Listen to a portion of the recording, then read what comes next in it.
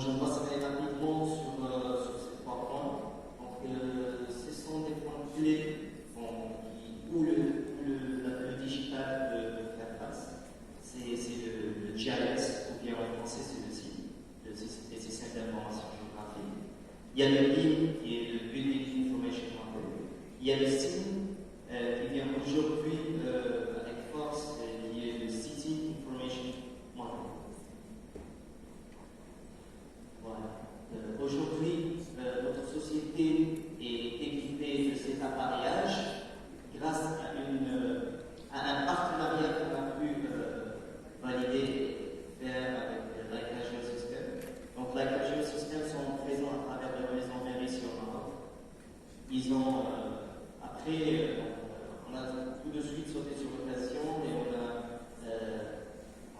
on est partenaire de Leica aujourd'hui avec toutes ces solutions qui sont tous des solutions Leica. Je dirais qu'on est équipé d'une station totale qui est la plus précise au monde. Je souligne bien qui est la station la plus précise au monde, c'est la TS60i avec 0,5 secondes. Il y a la solution Leica RS60 qui est bien la station totale exposée aujourd'hui. C'est une station totale qui est dotée d'un scanner qui est le scanner le plus précis au monde parce que c'est un scanner qui est à l'intérieur d'une station totale avec une précision d'une seconde. Il y a le BD4Go qui est l'instrument en bas. Le BD4Go c'est un instrument portatif avec lequel on peut faire de l'acquisition scan to scan. Vous aurez l'occasion de toucher ce matériel. C'est un matériel qui est très souple, très facile à utiliser. On peut l'allumer rapidement. Voilà. Donc, une fois allumé, on le laisse sur place une dizaine de secondes avant de commencer l'acquisition. C'est un scanner portatif avec lequel on peut se balader et prendre l'acquisition. Bon, le RTC 365 on l'a, mais on n'expose pas aujourd'hui. Je pense que vous avez déjà eu l'occasion de le voir avec monsieur Omar. Il y a la solution dynamique Pegasus de Ultimate. Cette solution, elle est unique en Afrique. Donc, c'est une solution unique en Afrique, vous la voyez ici. Donc, c'est la seule unité qui est ici en Afrique et en région de Ménin. Région de Ménin, c'est-à-dire Château-Porcelain. C'est la seule unité qui existe ici. Et on est fiers de l'avoir. C'est une solution qui peut se mettre, comme j'ai dit tout à l'heure, sur un bateau, sur une voiture ou bien sur un wagon de train. Après, il y a le scanner P50 qui est une bombe. Donc, ce scanner, il est doté de. Ce scanner peut atteindre 1 km de portée et il est très rapide. En fait, je vous expliquerai par la suite pourquoi on a opté pour ce scanner et on n'a pas resté seulement avec la MS60 qui est déjà équipée avec un scanner. Le drone d'Oitra, je ne sais pas si vous l'avez déjà vu, c'est un drone Vedol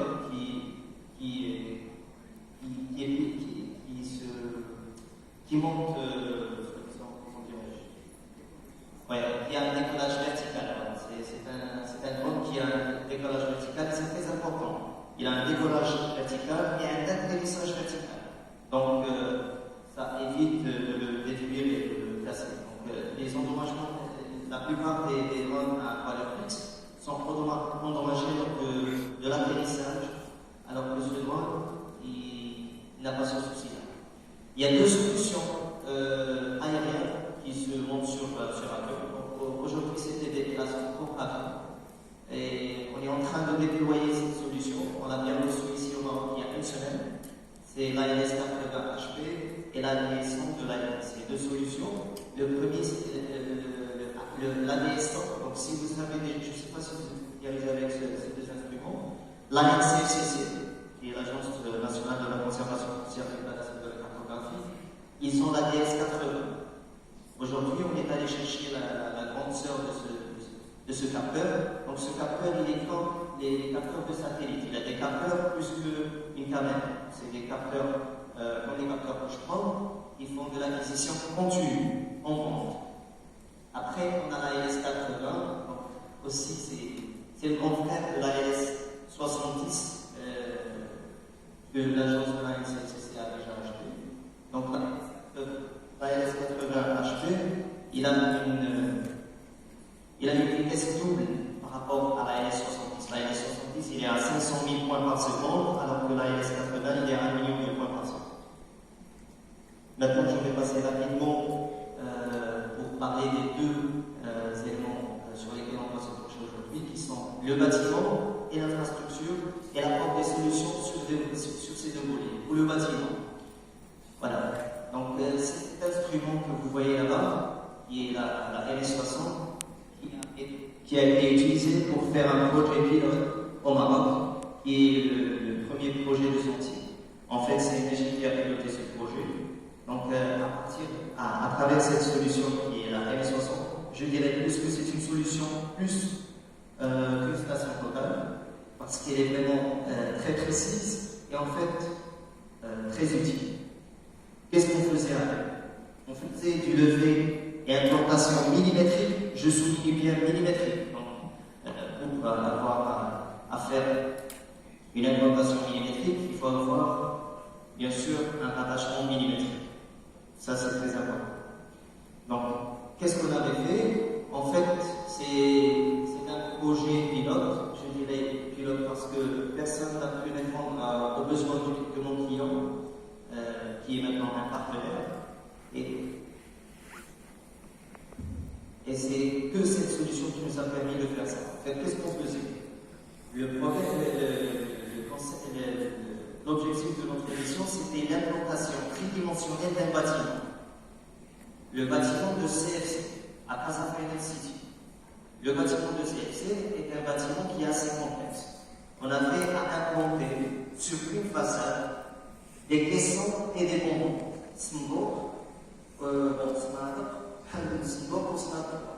On devait les implanter sur une façade avec des dimensions très différentes, l'une par rapport à l'autre, et suivant un plan archi.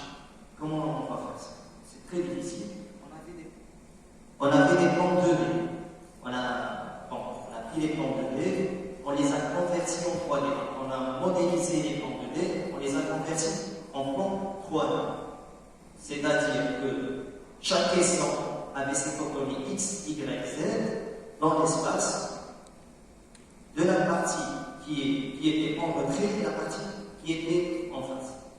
Et après, ces caissons, ils étaient inclinés et on devait implanter ce caisson qui avait 8 points, chacun avec des coordonnées différentes. Donc on devait l'implanter en hauteur, en profondeur et en translation à l'endroit exact.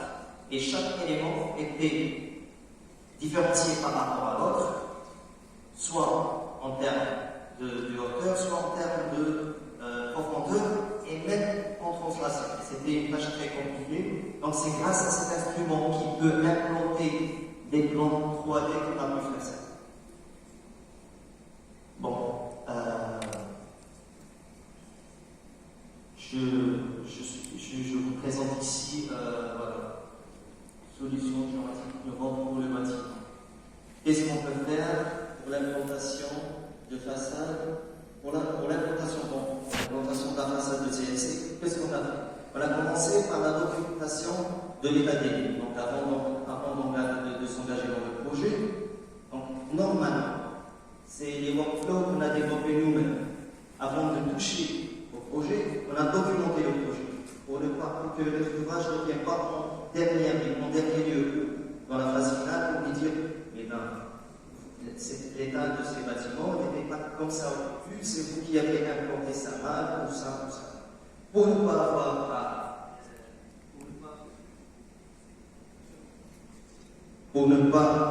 pour éviter ce type de problème, donc on a documenté l'état des lieux. Après, on a réalisé une expertise topométrique et on a réalisé un cadre polygonal précis. On a validé la polygonale.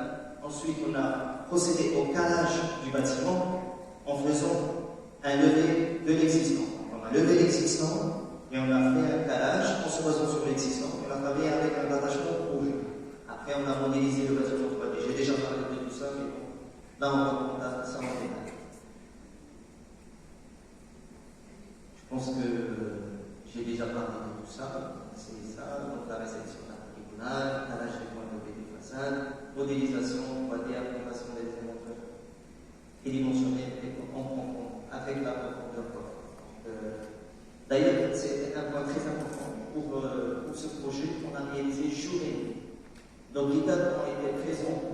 sur le site 24 heures sur 24. Il y avait 7 brigades qui étaient, soi-disant, je dirais, plus ou moins 7 brigades qui étaient engagées, 9 brigades qui étaient engagées pour la réalisation du projet. Il y avait 8 brigades qui travaillaient la nuit et une brigade qui travaillait la journée. Bon, je pense que j'étais un peu très rapide pour la partie bâtiment. J'espère que vers la fin de la présentation, si vous avez des questions, vous pourrez revenir et en parler. Pour l'infrastructure, je dirais que les solutions géomatiques innovantes pour l'infrastructure sont très, très importantes et ils ont beaucoup d'apport, notamment pour un degré à entendre, pour la création de l'immeuble conventionnel dans des délais records, c'est très important parce que le temps, c'est le nerf de la guerre aujourd'hui.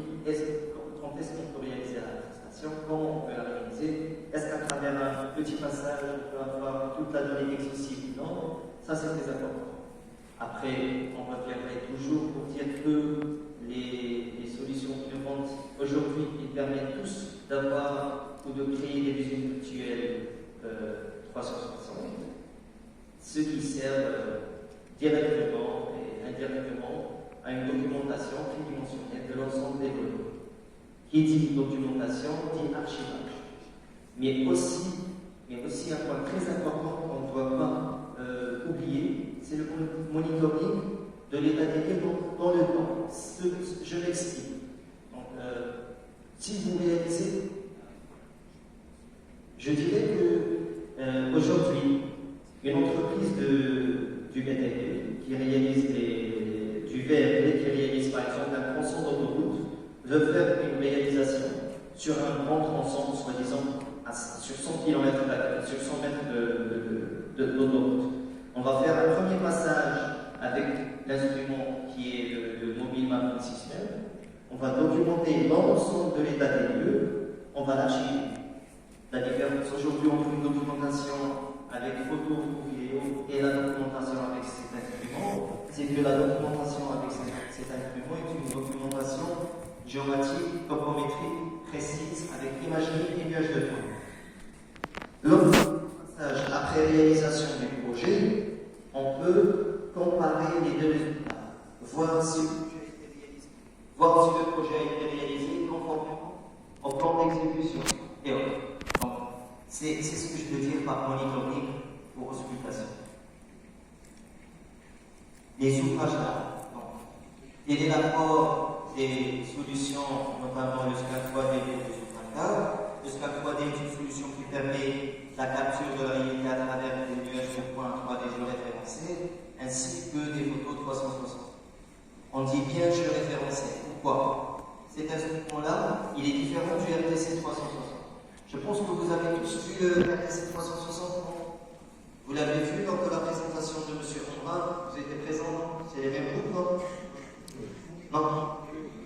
D'accord. Donc le RTC 360 est un scanner qui est très intéressant, qui fait de la documentation et notamment il peut servir à la modélisation à travers les données qui sont recueillies.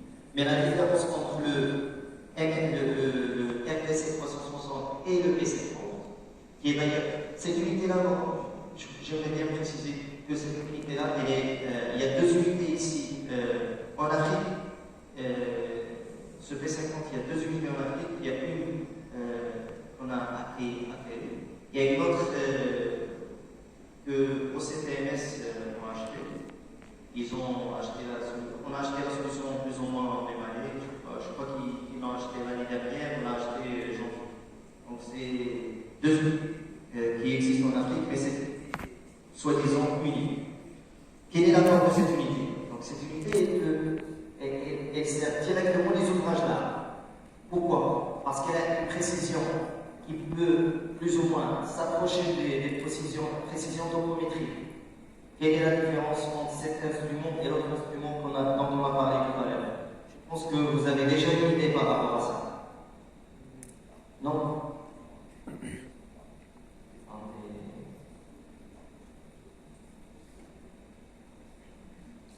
Alors, le P50, il est doté d'un point de mesure qui est très intéressant. Après, il a un compensateur PXA qui est le même compensateur pour les stations totales. Il fait un assemblage topométrique. Je m'explique. C'est-à-dire que cet instrument, on peut s'en servir comme une station totale. On l'installe et on insère les coordonnées géographiques du point, les coordonnées lambert implantées ou du point stationné. Après, on peut viser un point avec les coordonnées connues et maintenant on a un scanner qui est, soi-disant, mis en station. Et le scan qu'il va faire, il va nous donner un nuage de points géoréférencé. C'est très important. Ça nous donne plus de précision parce que faire un scan et le géoréférencer par la suite revient à dire qu'on perd en précision. Parce que même le logiciel qui fait l'assemblage des données après acquisition, il a des précisions d'assemblage. Donc c'est pourquoi que je dirais que ce scan il est plus dédié pour ces prestations. Après, la seule différence entre ce scanner, je dirais bien, la différence entre ce scanner et l'autre station totale, c'est que ce scanner il a une précision angulaire de 8 secondes, alors que la station totale, elle est très précise. Précision angulaire. Le FTC, qui est l'autre scanner, il a une précision angulaire de 18 secondes. La plupart des scanners 3D que vous voyez sur le marché sont soit des scanners avec précision 18 secondes ou 19 secondes.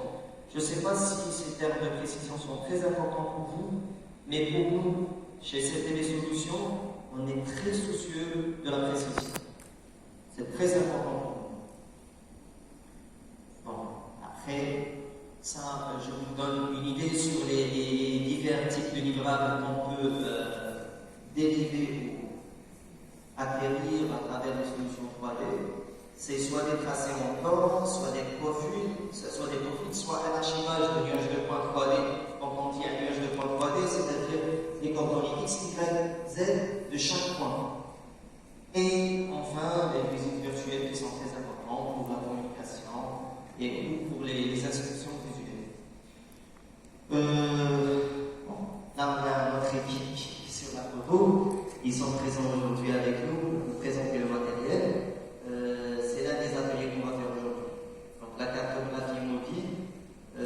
Là, on va faire un passage rapide sur les divers, soi-disant, précisions du Pegasus 2 Ultimate. Donc c'est un matériel qui peut faire de l'acquisition dynamique avec l'imagerie 360 HDR. 24 mégapixels, donc ça, les 24 mégapixels sont par caméra. Il y a plusieurs caméras dans ce scanner est doté. Il y a une imagerie latérale qui est de 12 mégapixels. Enfin, les 12 mégapixels dont on parle en haut, ce sont c'est l'imagerie de la fichage. Cette fichage, c'est une caméra qui sert pour la texturation du nuage de points. Donc, le nuage de points qu'on a, on va le texturer, on va le colorer. Aider à la correction de la trajectoire. L'inertie portée côté ce matériel, elle est de 200 Hz, c'est-à-dire qu'il prend des informations de correction 200 fois par seconde pour corriger la trajectoire. Ça, c'est un exemple d'une cartographie qu'on a réalisée à Enitra, c'est à la plage de Moutia. Donc, là, on revient pour parler des différentes parties du matériel.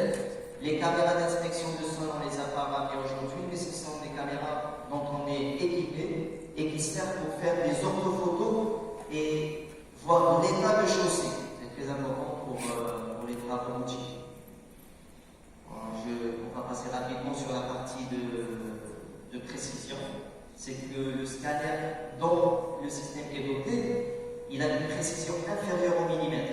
Par contre, on a dit que l'acquisition, le résultat de l'acquisition, il est entre 15 mm et 20 mm. Pourquoi? Parce que c'est une solution qui est dynamique, qui bouge, donc il y a des écarts qui sont relatifs à ce fléau-là, mais qui peuvent être ramenés à être très précis, mais on ne pourrait jamais avoir des données plus précises que le millimètre. Voilà, c'est la limitation du scanner dont est dotée cette solution. Là, c'est une vidéo d'acquisition qu'on va voir ensemble. Donc vous voyez que ça, c'est un...